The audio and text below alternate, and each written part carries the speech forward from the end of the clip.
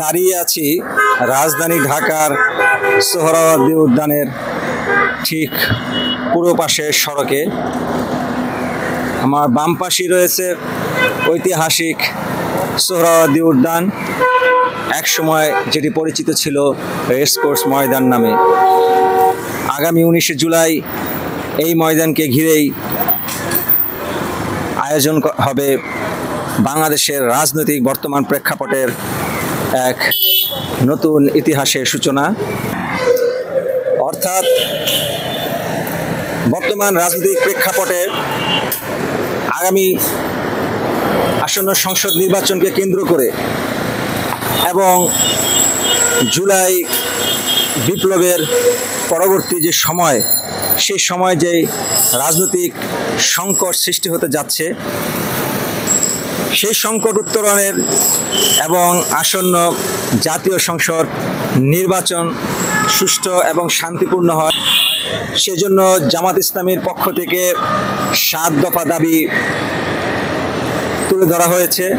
আর সেই দাবি আদায়ের লক্ষ্যে এবং জাতির সামনে সেই 7 দফা দাবিকে উপস্থাপনার জন্য আগামী 19শে জুলাই দলটি মহাসমাবেশ ডেকেছে। মহাসমাবেশকে কেন্দ্র করে সোহরাওয়ার্দী উদ্যানে দলটির পক্ষ থেকে নেওয়া হয়েছে মহা আয়োজন। আমরা এখন সোহরাওয়ার্দী উদ্যানে প্রবেশ করছি, দেখে আসি দলটি কি ধরনের ব্যবস্থাপনা তৈরি করেছে। দর্শক, সোহরাওয়ার্দী উদ্যান আমরা দেখতে পাচ্ছি। সোহরাওয়ার্দী উদ্যানে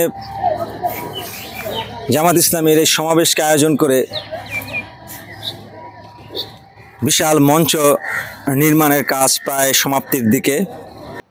সংগঠনটির পক্ষ থেকে সংবাদ সম্মেলন করে দলটির সেক্রেটারি জেনারেল অধ্যাপক মিয়া গোলাম পরোয়ার জানিয়েছেন যে তাদের এই জাতীয় মহাসমাবেশকে কেন্দ্র করে যেই মঞ্চটি নির্মাণ করা হয়েছে, একটি দীর্ঘ মঞ্চ যার 120 ফিট লম্বা এবং প্রশস্ত 40 ফিট, 3টি গ্যালারি থাকবে মঞ্চের উপরে, অর্থাৎ সিঁড়ির মতো করে, যেখানে উপস্থিত থাকবেন জুলাই গণঅভ্যুত্থানের শহীদ পরিবারের সদস্যবৃন্দ এবং বাংলাদেশের সকল রাজনৈতিক দলের নেতৃবৃন্দ। রাজধানীর গুরুত্বপূর্ণ জায়গাগুলোতে ইতিপূর্বে তারা 310টি মাইক সংগঠনটি এই উদ্যানকে কেন্দ্র করে এর আশেপাশের সড়ক এবং অর্থাৎ বিস্তীর্ণ এলাকা জুড়ে উপস্থিত জনগণের কাছে যেন তাদের বার্তা সহজে পৌঁছে যেতে পারে, সেই লক্ষ্যে ইতিপূর্বে 310টি মাইক তারা স্থাপন করেছে।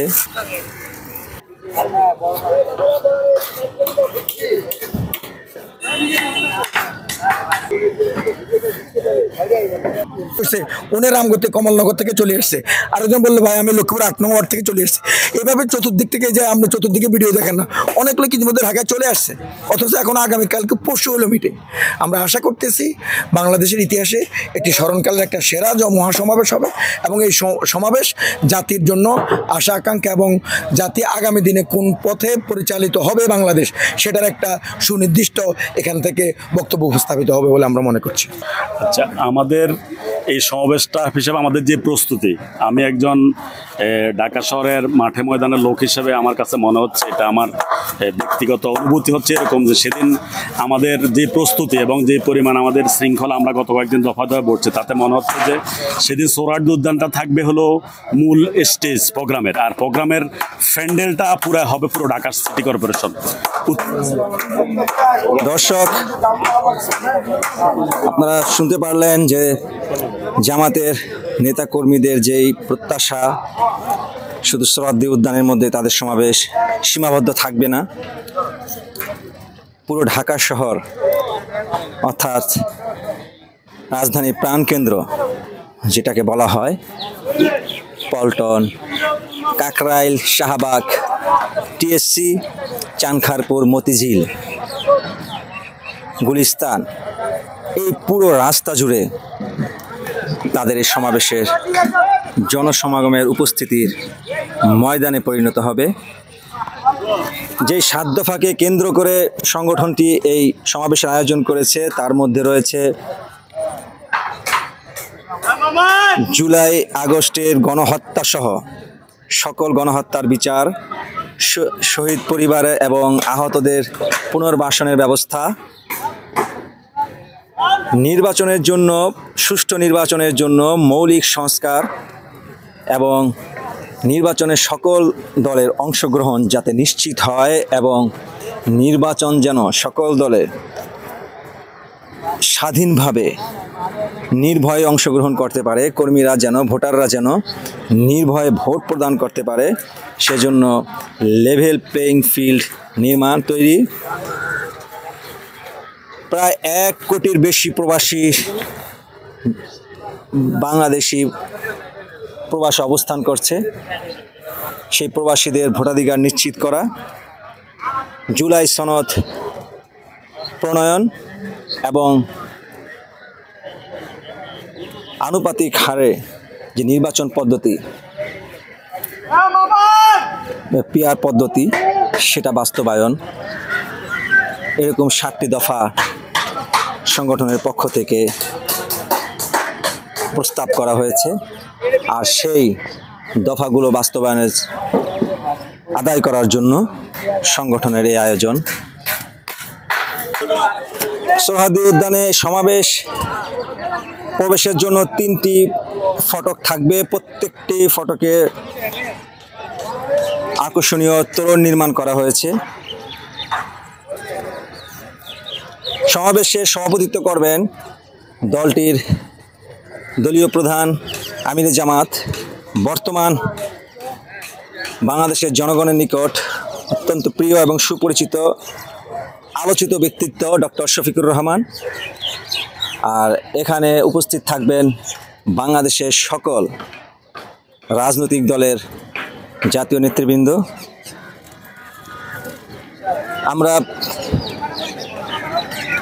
ইতিপূর্বে সকলেই জানি, বাংলাদেশের রাজনৈতিক ইতিহাস পর্যালোচনা করলে এটাই পাওয়া যায়, বাংলাদেশ যখনই রাজনৈতিক সংকটে নিপাতিত হয়েছিল, যখনই রাজনৈতিক সংকট সৃষ্টি হয়েছে, তখনই এই সংগঠনটি অর্থাৎ বাংলাদেশ জামাত ইসলাম এই সংগঠন উত্তরণ করার জন্য, এই সংকট থেকে বের হওয়ার জন্য, এই সংকট দূর করার জন্য তাদের বুদ্ধিমত্তা, তাদের কৌশলের প্রস্তাবনা এবং তাদের তৎপরতা তারা চালিয়েছে। আর সেই কৌশল, সেই বুদ্ধিমত্তা এবং সেই প্রস্তাবনা বাংলাদেশের সকল রাজনৈতিক দলই যখন একমত হয়েছে, তখনই এই রাষ্ট্র রাজনৈতিক সংকট থেকে বের হতে পেরেছে।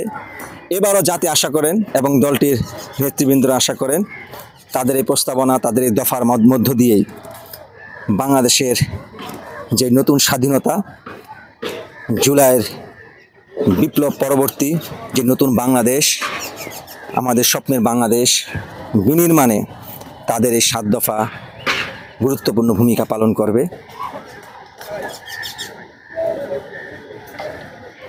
দর্শক, দুরন্ত খবর